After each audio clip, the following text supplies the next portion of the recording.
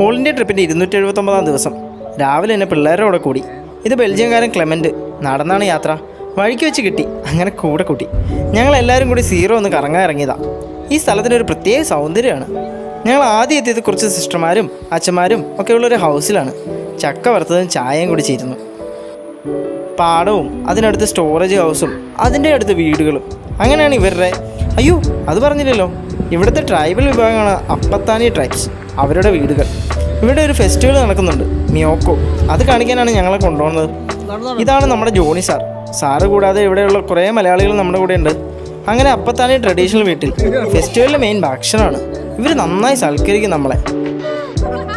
തീർന്നില്ല, ഞങ്ങളെ കാത്തൊരു സദ്യ ഇരിക്കുന്ന കാര്യം ഞങ്ങൾ അറിഞ്ഞില്ല.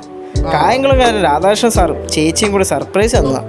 ആദ്യമായി ഇത്രയും സാധനം കണ്ട സന്തോഷത്തിൽ ക്ലെമൻറ്റും സൈക്കിളിലോട്ട് യാത്ര ചെയ്യുന്ന പുള്ളിയുടെ സുഹൃത്തും ഞെട്ടി.